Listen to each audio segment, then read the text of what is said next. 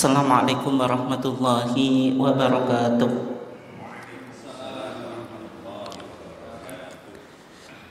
Alhamdulillahi wahdah, wassalatu wassalamu ala man la nabiyya ba'dah, amma ba'd. Yang saya hormati Direktur Rumah Sakit Aisyah Bojonegoro, bapak-bapak, ibu-ibu, segenap karyawan yang dimuliakan Allah. Alhamdulillah, pada pagi yang cerah ini kita diizinkan oleh Allah Subhanahu wa taala untuk mengikuti kajian ketarjian sebagai upaya kita untuk mengupgrade keilmuan keislaman kita melalui kajian yang berkaitan dengan putusan dan fatwa tarjih dalam keadaan sehat walafiat. Salawat dan salam semoga tetap terlimpahkan kepada junjungan kita Nabiullah Muhammad sallallahu alaihi wasallam, keluarganya, sahabatnya, dan seluruh orang yang mengikuti sunnahnya sampai hari kiamat. Jemaah sekalian yang dimuliakan Allah, karena kita sekarang di bulan Rabiul Awal. Rabiul Awal itu ada sebuah momen yang disebut dengan apa? Maulid Nabi. Oleh sebab itu kajian tentang Maulid Nabi ini penting untuk kita coba angkat, dan kita nanti akan melihat sejauh mana fatwa-fatwa tarjih yang berkaitan dengan Maulid Nabi. Yang jelas Maulid Nabi itu sering menjadi perdebatan di tengah masyarakat. Ada yang pro, mayoritas masyarakat pro Maulidan, dan Maulidan itu sudah menjadi politik identitas itu. Ada juga kelompok yang kontra, artinya melihat maulid itu sebagai suatu amalan yang tidak ditemukan landasannya baik dalam Quran maupun As-Sunnah, dan juga tidak pernah dipraktekkan oleh salaful ummah, generasi umat yang pertama itu, baik di masa Nabi sendiri, sahabah maupun tabi'in. Ada dua kelompok ini, pro dan kontra. Di Muhammadiyah itu bagaimana? Ini yang paling penting, yang menjadi inti kajian kita. Meskipun ada pandangan yang memandang Muhammadiyah itu sebagai kelompok anti maulid, ada juga yang memandang tidak. Nanti kita coba lihat sebenarnya posisi Muhammadiyah di mana. Tapi kita awali dulu dari istilah tadi, istilah maulid, kemudian tujuan orang melakukan maulid itu apa, kemudian amalan-amalannya apa. Kita coba dudukan maulid Nabi itu sebenarnya bagaimana, dengan menganalisa praktik-praktik maulidan yang ada di masyarakat. Dari istilah, Bapak dan Ibu sekalian yang dimuliakan Allah, muncul varian penyebutan. Ada yang menyebut maulid. Maulid itu kalau dalam bahasa Arab itu namanya ismu zaman, kata benda yang merujuk pada waktu. Maksudnya maulid itu hari kelahirannya Nabi. Ada juga yang menyebut maulud. Maulud itu ismul maf'ul, yaitu seseorang yang dilahirkan, maksudnya sosok Nabi itu. Berarti kalau maulid itu berkaitan dengan waktu atau zaman, kalau maulud pada sosok yang dilahirkan. Ada juga yang menyebut milad. Kalau milad ini di kalangan Muhammadiyah populer ya, karena ada milad Muhammadiyah. Yang menjadi pertanyaan, Pak atau Bu, kalau misalnya Muhammadiyah tidak maulidan, kenapa milad? Nah, ini kan perlu untuk jawab gitu. Kemudian ada yang menyebut wiladah. Wiladah itu masdar atau asal kata gitu.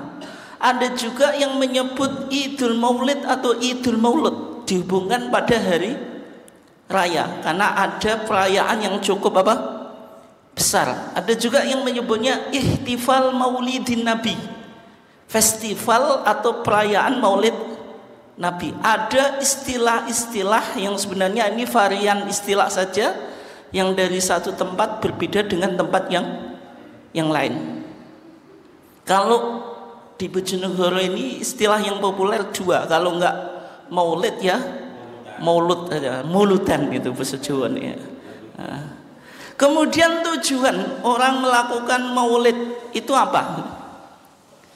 Ya, di antaranya taklim as-sirah an-nabawiyah.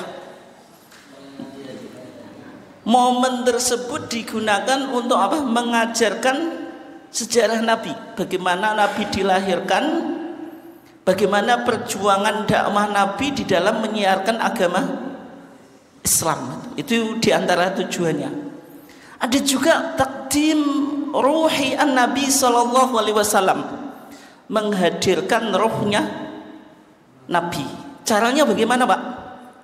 Membaca Kitabul Mawalid, ada berjanji, ada riba, di situ ada apa? Mahalul Qiyam. Mahalul Qiyam kita disunahkan untuk berdiri. Tujuannya apa? Menghormati rohnya Nabi yang datang. Sehingga orang yang meyakini tentang ajaran Mahalul Qiyam itu mendapatkan ketenangan jiwa, seolah-olah apa? Melakukan koneksi dengan rohnya Nabi itu. Itu diantara apa?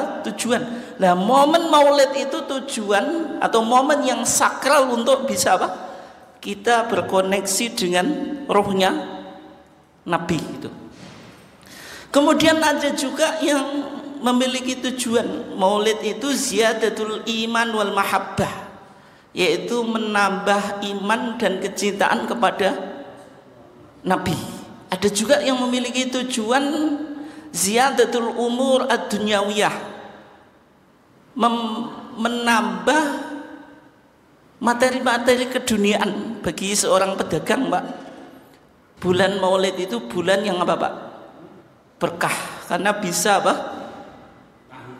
Tahunya laris, apalagi Pak, dagangannya laris itu. Karena memang itu apa? Pesta itu. Ada juga momen silaturahmi, atau tujuannya apa?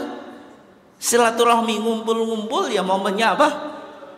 Di Maulid ini. Itu kalau kita lihat tujuannya, mungkin jenengan bisa nambahi tujuan-tujuan yang lain. Kemudian amalan-amalannya apa, Pak? Ya, secara umum di antara amalan-amalannya apa tadi? Taklim as-sirah an-nabawiyah, mengajarkan sejarah Nabi itu. Termasuk kita itu tujuannya apa? Taklim as-sirah an-nabawiyah, nanti mengajarkan sejarah Nabi. Ada juga tujuannya apa? Membaca sholawat baik yang maksurah maupun ghair maksurah. Sholawat yang berasal dari Nabi maupun yang tidak itu. Dan juga qiraatu al-mawalid, membaca kitab-kitab Maulid tadi, mulai berjanji, riba, qasidah burdah, Maulid apa, Pak? Syaraful Anam, Maulid Azab dan seterusnya. Yang sering dibaca di masyarakat itu diantara bentuk-bentuk apa? Amalannya. Dan juga terkadang dalam kacamata kita itu ada beberapa amalan yang mengandung unsur TBCS, takhayul, bid'ah, khurafat dan syirik. Di beberapa tempat, Pak, Maulidan itu juga diiringi dengan nyanyian atau dangdutan. Itu beberapa amalannya kalau kita amati di masyarakat. Oleh sebab itu tadi ada istilah, ada apa? Tujuan, ada amalan. Kita coba lihat, dudukkan nanti kira-kira Muhammadiyah itu betul-betul anti Maulid atau tidak. Kalau memang Muhammadiyah menganggap Maulid itu boleh dilakukan, amalannya bagaimana yang benar itu? Apakah boleh misalnya maulid di Muhammadiyah pakai dangdutan, Pak? Nah, itu kan perlu untuk dijawab. Apakah harus pakai baca janji itu? Atau sekedar kayak kita ngaji ini sudah dianggap maulidan gitu? Nah, itu kan. Nah. Yang pertama, kita coba lihat pendapat mereka yang pro terhadap apa? Maulidan. Ada beberapa ulama, Pak, yang pro terhadap maulidan, dan ini pendapat mayoritas umat Islam di Indonesia gitu. Ada 3 kitab yang sering dijadikan rujukan ya. Sebenarnya banyak, tapi saya cukupkan 3 kitab saja. Yang pertama, nama kitabnya Madarijus Su'ud ila Iqtisa'il Burud, yang ditulis oleh Syekh Muhammad Nawawi Al-Bantani. Mbah Nawawi siapa? Bantani. Kitab ini cukup populer di pesantren karena memang Mbah Yai Nawawi Bantani dari Banten itu, tapi beliau hidupnya lebih banyak dihabiskan di Timur Tengah, dan karya-karyanya secara umum berbahasa Arab itu banyak dikaji di pesantren, termasuk kitab beliau namanya Madarijus Su'ud yang memberikan syarah atau komentar terhadap kitab apa?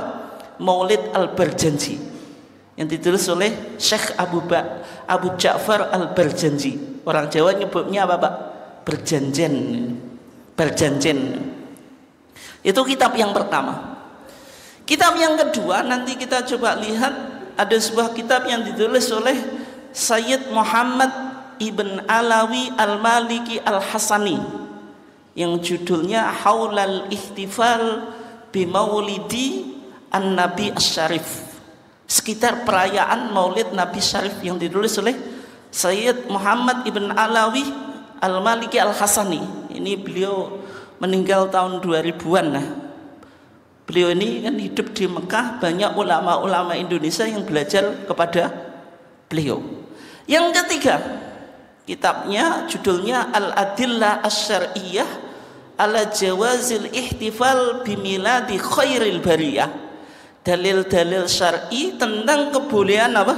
Merayakan kelahiran Khairil Bariyah, sebaik-baik manusia atau makhluk. Siapa? Nabi Muhammad, yang ditulis oleh Izzuddin. Yang ditulis oleh siapa? Izzuddin. 3 kitab ini yang kita akan coba kaji dalil-dalil yang mereka kemukakan tentang kebolehan maulid itu apa saja. Kita awali dari kitab yang pertama, yaitu namanya Madarijus Su'ud, yang ditulis oleh Syekh Muhammad Nawawi Al-Bantani, Mbah Yai Nawawi Al-Bantani. Dalam kitab beliau yaitu Madarijus Su'ud yang mensyarah Maulid Al-Barjanji, di sana beliau menyebutkan sabda Nabi dan juga athar. Athar itu apa? Yaitu sesuatu yang disandarkan pada sahabat, secara khusus Khulafa ar-Rasyidin, yaitu sahabat yang 4 itu, Abu Bakar, Umar, Utsman, dan Ali. Tapi dari hadis maupun athar ini, Pak, yang paling penting hadisnya, karena hadis itu sesuatu yang disandarkan pada Nabi sehingga bisa dijadikan hujah. Adapun pandangan para sahabat itu ketika tidak ditemukan apakah cocok dengan sabda Nabi, itu kan tidak bisa dijadikan hujah, meskipun terkadang juga mendukung atau menguatkan apa? Sebuah amalan. Tapi yang menjadi concern kita tentang sabda Nabi, karena sabda Nabi itu apa, Pak? Hadis atau sunnah yang bisa menjadi sumber hukum. Bagaimana hadisnya? Ini jenengan dengerin baik-baik ya. Qala sallallahu alaihi wasallam. Berarti kalau qala sallallahu alaihi wasallam ini dawuhnya siapa, Pak? Kanjeng Nabi. Bagaimana dawuhnya atau sabdanya? Man adzama maulidi kuntu syafi'an lahu yaumal qiyamah. Man adzama, siapa yang mengagungkan maulidi, hari kelahiranku. Kata Nabi bagaimana? Kuntu syafi'an lahu yaumal qiyamah. Saya akan menjadi orang yang memberi syafaat kepadanya di hari kiamat. Berarti kalau jenengan ingin dapat apa? Syafaat Nabi, harus apa? Mengagungkan hari kelahirannya Nabi. Di antaranya apa? Dengan merayakan hari Maulid. Bisa dipahami ya? Nah, itu syaratnya apa? Kalau ingin dapat syafaat, mengagungkan hari kelahirannya Nabi. Kemudian hadis tersebut lanjutannya bagaimana? Wa man anfaqa dirhaman fi maulidi, siapa yang memberikan infak 1 dirham. Kalau konteks Indonesia ya 1 apa Pak? Rupiah. Sak repis, 2 repis, 1000, 2000 dan seterusnya Pak. Fi maulidi, di hari kelahiranku. Faka'annama anfaqa dhahaban, faka'annama anfaqa jabalan minadz dhahab fi sabilillahi ta'ala, seakan-akan dia berinfak 1 gunung emas di jalan Allah. Ini Pak atau Bupati, kalau jenengan ikut merayakan Maulid dengan sharing makanan. Sharing makanan itu apa? Bikin berkat, bikin apa Pak? Snack, sangko dan seterusnya itu. Kemudian juga nyumbang panitia 10.000, 50.000, 100 dan seterusnya. Itu kayak apa? Berinfak 1 gunung, 1 apa Pak? Seakan-akan apa? Berinfak gunung emas itu. Nah, itu. Gunung emas itu kalau jenengan kalkulasi Bu, kira-kira berapa gram Bu? Cicinya jenengan berapa Bu? Berapa gram? Itu gunung emas Bu. Itu nggak tahu kita nilainya itu. Ini yang dawuh siapa? Di kitab tersebut dikatakan siapa? Qala sallallahu alaihi wasallam. Dan hadis ini Pak populer, terkadang juga sering disampaikan oleh siapa? Khotib di khutbahnya. Kalau jenengan amati, ini mumpung di bulan Maulid biasanya di tag khutbah itu muncul hadis ini gitu. Itu man adzama maulidi kuntu syafi'an lahu yaumal qiyamah. Siapa yang mengagungkan hari kelahiranku, maka aku akan menjadi pemberi syafaat baginya di hari kiamat.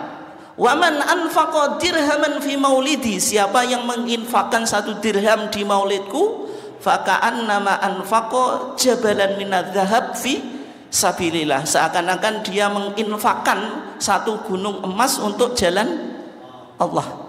Tapi yang menjadi masalah Pak, ketika hadis ini diverifikasi di seluruh kitab hadis Pak, mulai dari kutubus sitah, Sahih Bukhari, Sahih Muslim, Sunan Abu Dawud, Sunan Nasai, Sunan Tirmidzi, Sunan Ibnu Majah, kitab Musnad Imam Ahmad, di kitab Muwatta Imam Malik dan seterusnya, tidak ditemukan di kitab hadis manapun.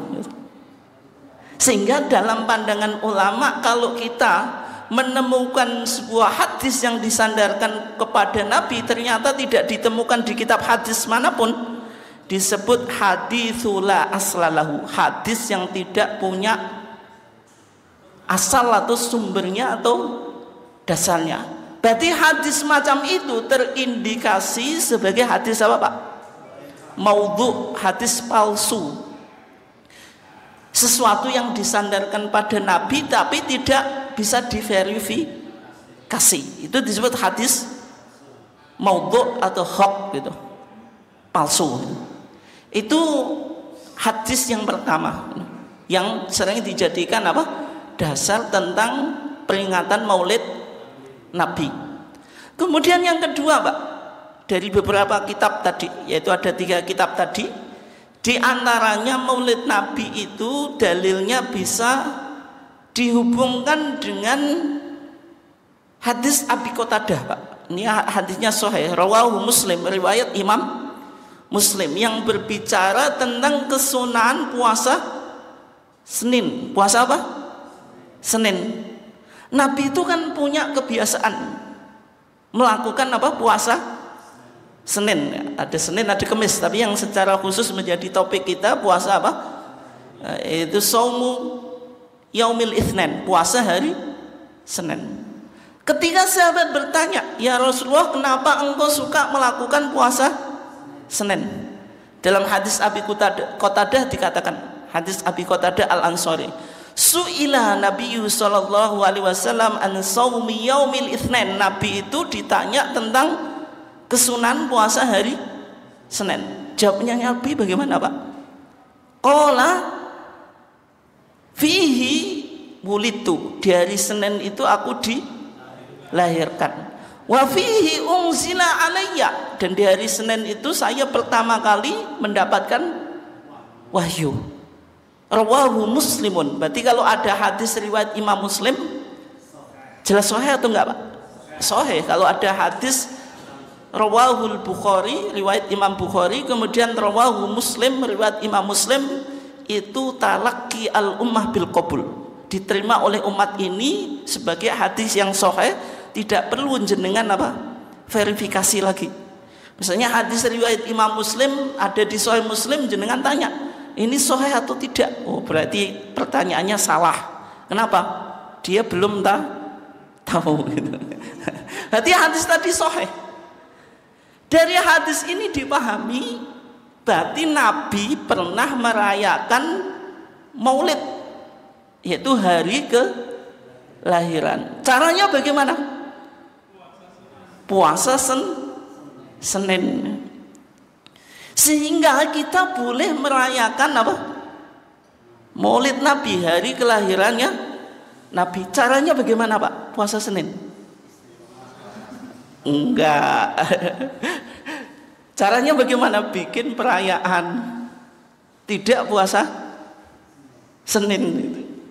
Sehingga bagi mereka, Pak, meskipun Nabi merayakan hari kelahirannya itu dengan puasa, tapi tidak harus dipahami merayakan Maulid itu harus dengan puasa. Tapi caranya itu termasuk ijtihadiyah, yaitu apa? Persoalan ijtihad. Tapi Pak, jawaban kita, Pak, wong Nabi itu merayakannya dengan apa? Puasa. Berarti kalau kita ingin merayakan Maulid Nabi ya dengan apa? Puasa Senin. Berarti kalau jenengan masih puasa Senin itu, Pak, bukti jenengan masih merayakan Maulid Nabi. Kalau kita tidak pernah puasa Senin, berarti tidak pernah Maulidan. Yang diajarkan Nabi kan semacam itu, untuk apa? Berpuasa.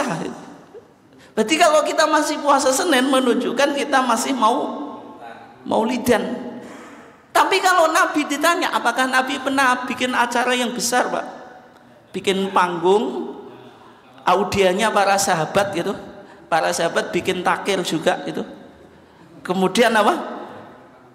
Pengajian umum yang disampaikan oleh Nabi, pernah, Pak? Ya tidak pernah itu.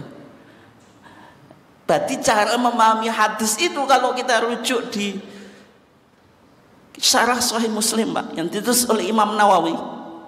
Ketika Imam Nawawi mensyarah hadis Abu Qatadah tadi, Pak, menjelaskan hukum puasa Senin, tidak pernah para ulama menjelaskan hadis ini sebagai dalil tentang anjuran Maulid Nabi yang dirayakan dengan pembacaan kitab mawalid, pembacaan apa, Pak?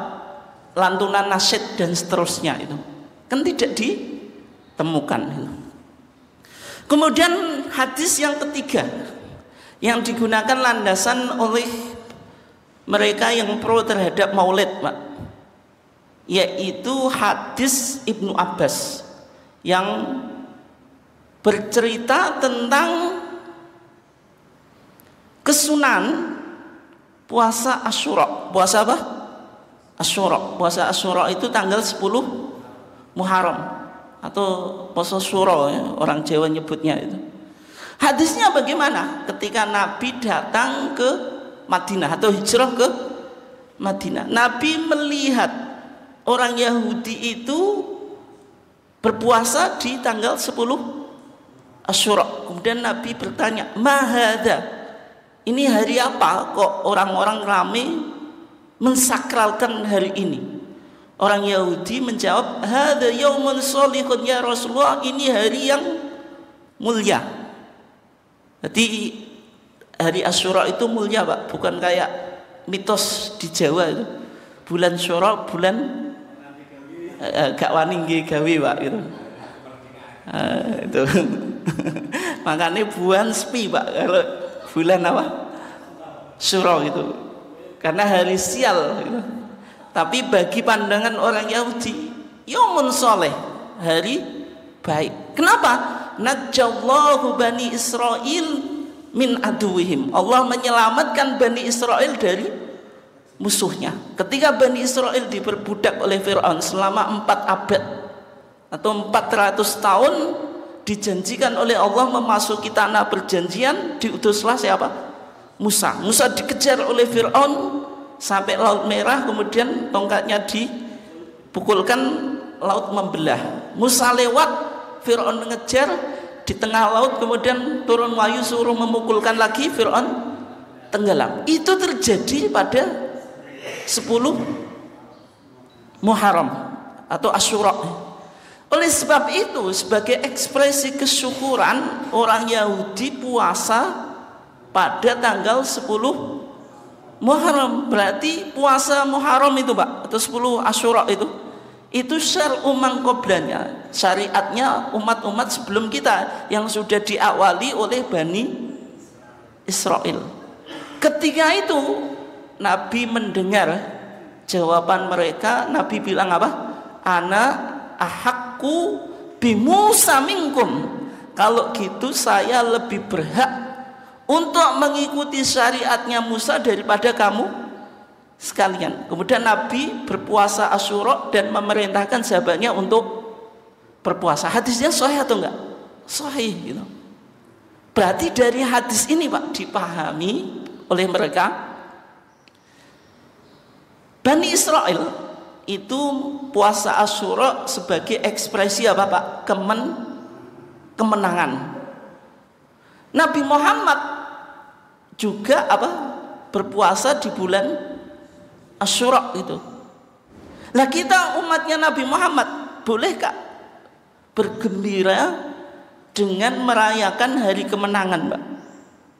Dipahami secara akal boleh. Lah termasuk dengan kelahirannya Khatamul Anbiya wal Mursalin, wa ma arsalnaka illa rahmatan lil alamin. Nabi yang menjadi rahmat alam semesta, dengan lahirnya kita harus bersyukur gitu. Sehingga cara ekspresi kesyukuran kita ya dengan mengadakan apa? Maulidan gitu. Itu pendalilannya semacam itu, Pak. Tapi cara menjawabnya bagaimana, Pak? Hadis itu kan bicara tentang puasa. Ekspresi kesyukurannya diwujudkan dengan apa, Pak? Puasa. Kemudian puasa itu dapat ikrar atau takrir, pengakuan dari Nabi, dapat apa? Syariat. Tapi orang yang merayakan Maulid ini kan tidak dengan melakukan ibadah, Pak. Kalau mau puasa Senin ya nggak apa-apa, Pak. Sebagaimana kita katakan tadi, sesuai dengan pemahaman hadisnya, tidak dibawa ke makna yang lain. Bisa dipahami, Pak? Yakin. Yang terakhir ini, bagi mereka yang pro Maulid itu dalilnya dalil Abu Lahab. Ini dalil yang paling sakti, Pak. Dalil Abu Lahab itu maksudnya bagaimana? Abu Lahab itu siapa?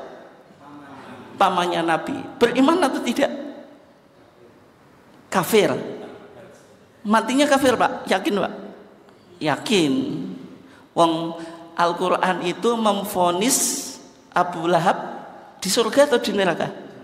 Di neraka. Turun tabat yada abi lahabiu wa tabat, celaka yada Abi Lahabiu, kedua tangan Abu Lahab. Kalau dua tangannya celaka, Pak, badannya celaka atau enggak, Pak? Ya celaka, itu maksudnya apa? Dzikrul juz wa iradatul kul, menyebut sebagian tapi yang dimaksudkan apa? Semuanya. Misalnya jenengan bahasa Jawa, Pak, Mas ki kok gak ketok irunge nendi yo, gak tahu melok pengajian. Irunge nendi kan berarti ya semuanya, bukan hidungnya saja. Itu yang disebut apa? Dzikrul juz wa iradatul kul, menyebut sebagian tapi yang dikehendaki apa? Semuanya.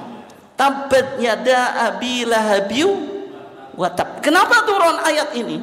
Karena ketika Nabi pertama kali mendakwahkan risalah kenabiannya, Pak, Nabi naik gunung, semua masyarakat Quraisy diundang, Pak. Semuanya datang. Ketika sudah datang, Nabi Muhammad apa, Pak, mendeklarasikan bahwasanya beliau Abdullah wa Rasuluh. Semua bangsa Quraisy suruh mengimani. Ketika itu yang memprotes pamannya sendiri, yaitu Abu Lahab. Tabban laka ya Muhammadu, celaka bagiku wahai Muhammad, walihada jama'tana, masa cuma untuk ini engkau mengumpulkan kita pemuka Quraisy dan bangsa Quraisy. Mosok kok mau dikongkon ngaji, Pak, kayak kita mosok karyawan cuma disuruh ngaji, penting untuk gak ngaji kan? Sebagaimana tadi Abu Lahab dengan marah dia bilang apa? Tabban laka ya Muhammad, cilaka bagi engkau. Maka yang mengkanter atau yang apa, Pak, membela Nabi Muhammad, Allah sendiri turun apa? Tabbat yada Abi Lahabiu wa tab. Sehingga Abu Lahab itu meskipun pamannya Nabi tetap masuk neraka. Tapi meskipun demikian, Pak, Abu Lahab itu tetap berkontribusi kepada Nabi. Dibuktikan apa? Saat Nabi lahir, Abu Lahab gembira. Ketika itu budaknya yang namanya Thuwaibah, yang namanya siapa? Thuwaibah, itu memberikan informasi kepada Abu Lahab tentang kelahiran keponakannya, yaitu Nabi, ya.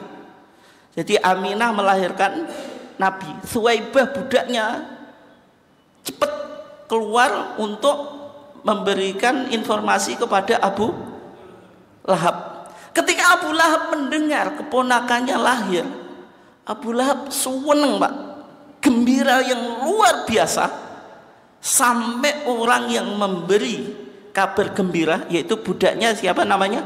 Thuwaibah, itu langsung dibebaskan atau dimerdekakan. Berarti Abu Lahab pernah suka kepada Nabi atau enggak? Pernah, yaitu ketika Nabi dilahirkan. Dibuktikan budaknya yang bernama Thuwaibah dimerdekakan. Berarti siapa? Abu Lahab itu punya amal soleh, Pak. Sehingga di dalam hadis Urwah, Pak, di hadis Urwah, ya, di sana diceritakan, Pak, ketika Abu Lahab sudah meninggal, keluarganya Abu Lahab, yaitu Al-Abbas ibn Al-Muttalib, Pak, ibn Abdul Muttalib, itu bermimpi bertemu kepada Abu Lahab. Ketika ada orang yang divonis oleh Al-Quran, Pak, tabbat yada Abi Lahabi wa tab, meninggal, kira-kira tempatnya di surga atau di neraka? Di neraka. Sehingga Al-Abbas ibn Abdul Muttalib, Pak, ketika mimpi ketemu Abu Lahab, tanya, bagaimana kabarmu di neraka? Kata Abu Lahab apa?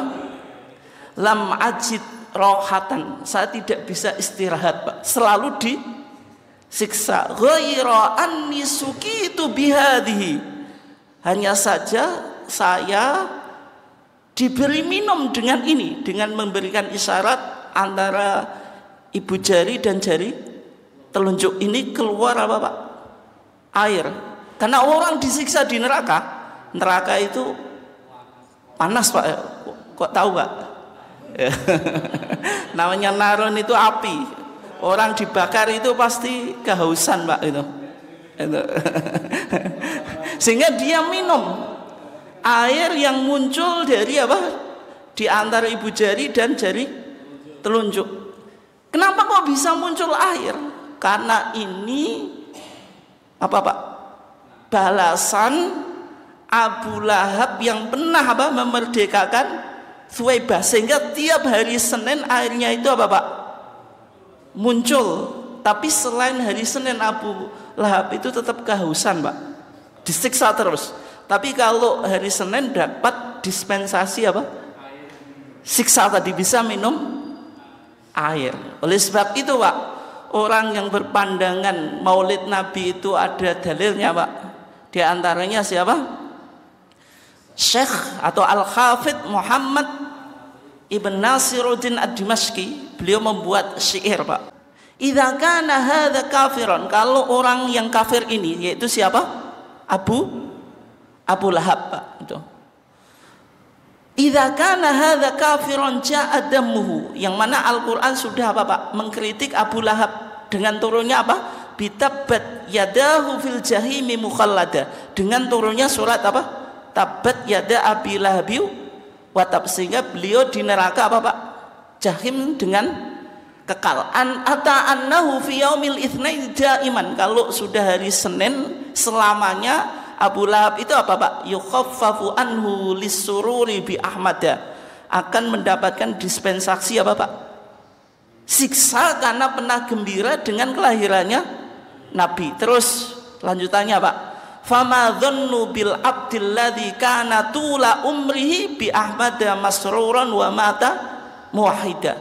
Bagaimana pandanganmu terhadap seorang hamba yang sepanjang hidupnya Pak selalu gembira dengan Nabi? Di antaranya dibuktikan dengan apa? Merayakan Maulid Nabi. Wa mata muwahhida, kemudian mati dalam keadaan apa? Bertauhid, maksudnya meninggalnya masih keadaan apa? Mukmin. Berarti orang yang merayakan Maulid Pak dengan kegembiraan itu apa Pak? Pasti masuk surga itu. Wong Abu Lahab gembira sebentar saja Pak, hanya pada waktu apa? Kelahirannya Nabi itu dapat dispensasi apa? Siksa tadi dengan bisa minum air. Lah kalau jenengan tiap hari apa Pak? Berjanjian seminggu minimal sekali malam Jumat, atau mungkin 1 bulan, atau mungkin 1 tahun pas event apa? Maulidan, yuk pasti masuk surga. Itu dalilnya Pak. Kita jawab Pak, ini bagaimana kita menjawab dalil ini? Yang pertama, hadis Urwah tadi yang menceritakan Abu Lahab dapat dispensasi apa Pak? Siksa. Itu seolah-olah memberikan justifikasi kalau orang yang kafir tidak beriman, amal solehnya bisa bermanfaat di akhirat Pak. Itu bertentangan dengan Quran atau tidak Pak? Misalnya ada orang yang tidak beriman Pak, di dunianya baik, donasinya besar Pak, sedekahnya besar Pak, gede. Membangun panti asuhan, donasi sana donasi situ Pak. Apa Pak? Kepekaan sosialnya tinggi gitu, tapi masalahnya tidak beriman. Kira-kira amal solehnya ini di hari akhir bermanfaat atau tidak Pak? Hah? Tidak Pak. Padahal di dunia semua orang mengakui kalau dia orang baik Pak, dermawan itu. Kira-kira bermanfaat atau tidak? Dalam perspektif Islam tidak Pak. Kenapa? Karena syarat amal soleh itu diterima harus beriman. Sehingga Allah Subhanahu wa taala berfirman, wa qadimna ila ma amilu min amalin faj'alnahu haba'an apa? Mansura. Ketika orang kafir itu Pak membanggakan amalnya di hari kiamat atau di hari akhir Pak, Allah berfirman apa? Faja'alnahu, maka kami menjadikan amalan soleh mereka yang mereka bangga di dunia itu habaan, kayak apa Pak? Debu mansuro yang berterbangan. Debu berterbangan yang dengan tangkep nggak bisa Pak. Mau dia desak ya nggak bisa. Artinya apa? Sia. Sehingga hadis tadi bertentangan dengan dohir ayat Pak. Kalau bertentangan dengan ayat, berarti hadisnya tidak bisa dijadikan apa Pak? Hujjah. Yang kedua, hadis tersebut didapatkan melalui mimpi Pak. Kan Al-Abbas ibn Abdul Muthalib mimpi. Mimpinya bukan mimpinya Nabi. Ini mimpinya apa? Sahabat. Bisa dijadikan hujjah atau tidak Pak? Tidak.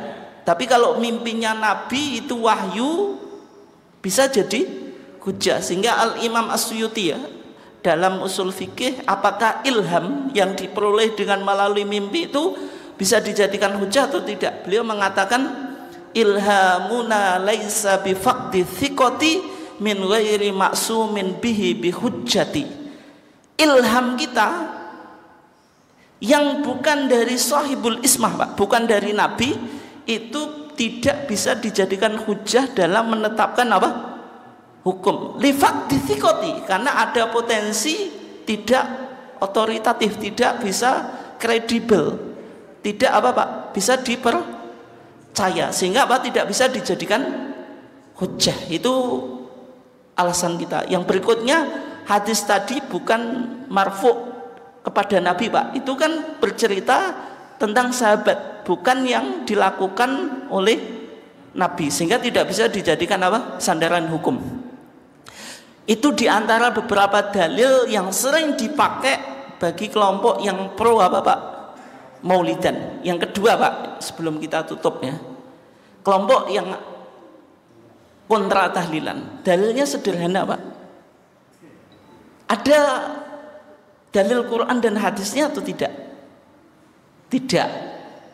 Wong tadi ada hadis man a'dzama maulidi kuntu lahu syafi'an lahu yaumal qiyamah. Hadisnya apa Pak? Hadisnya maudhu, palsu itu. Wong maulidan itu pertama kali dirayakan di masa apa Pak? Daulah Fatimiyah, dinasti Fatimiyah yang ada di Mesir, itu abad 4 Hijriah. Abad ke-6 dilanjutkan oleh Malik Al-Mudaffar Pak, Raja Al-Mudaffar, Sahibu Irbil, yaitu yang memiliki kekuasaan di daerah Irbil di Irak Pak. Kemudian baru dilanjutkan Salahuddin Al-Ayyubi. Artinya tidak pernah terjadi di masa sahabat, sehingga sahabat dan tabi'in juga tidak pernah merayakan apa? Maulid. Dalilnya sederhana semacam itu. Yang kedua Pak, Maulid itu ada kesan tasabuh. Tasabuh itu apa? Menyerupai ajaran umat lain Pak. Orang Kristen itu kalau tanggal 25 Desember merayakan apa Pak? Natalan ya? Merry Christmas itu. Natalan itu intinya apa?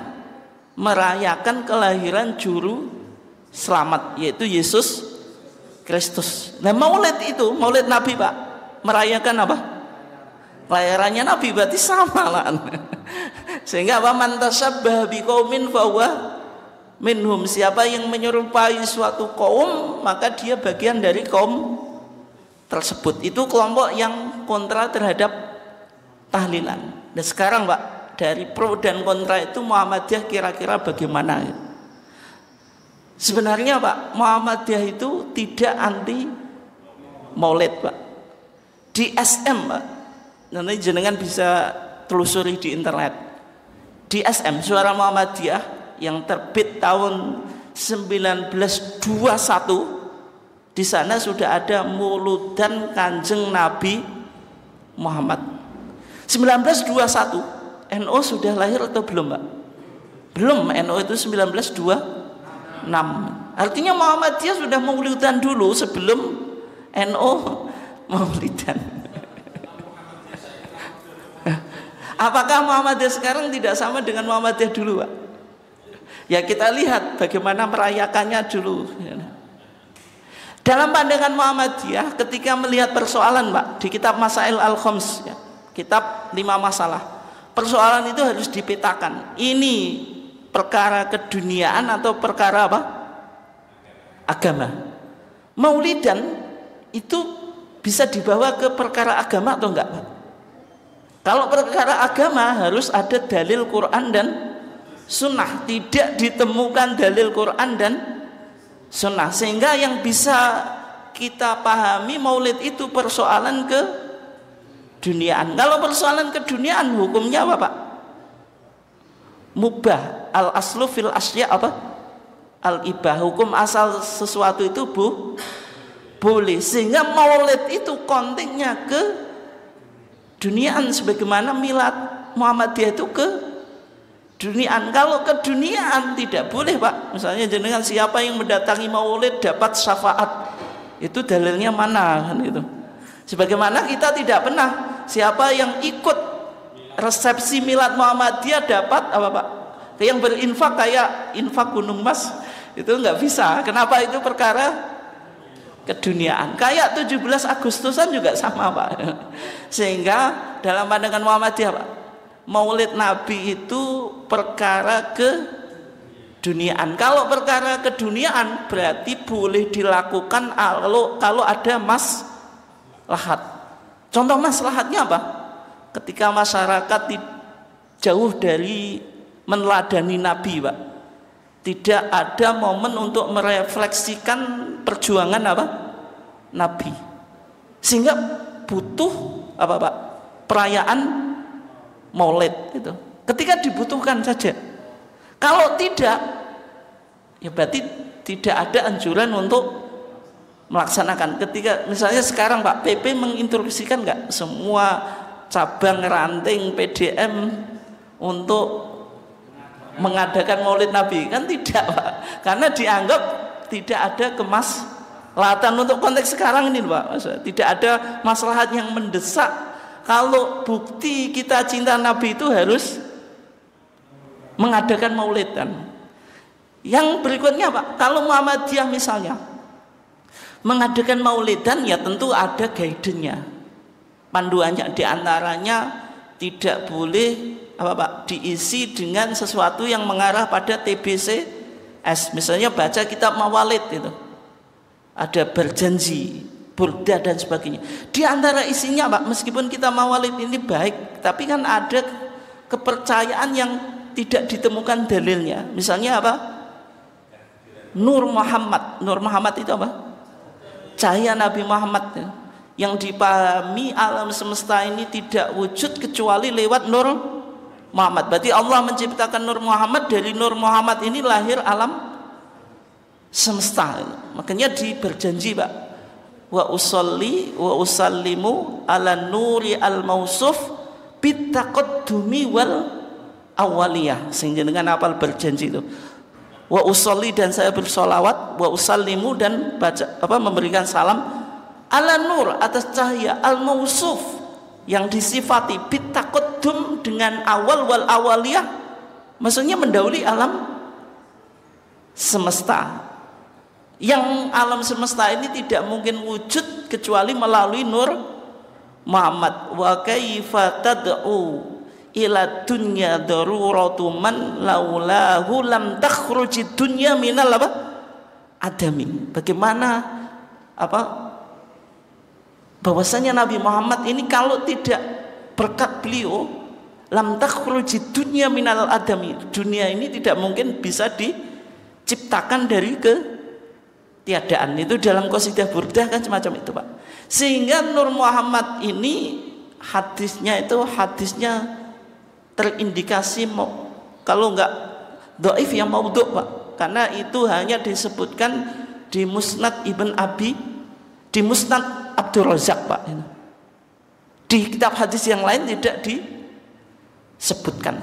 Kemudian misalnya berjanji, Pak, ini contoh mitosnya saja. Kenapa kok kita di Muhammadiyah kalau maulidan ya sekedar ngaji saja, tidak pakai apa?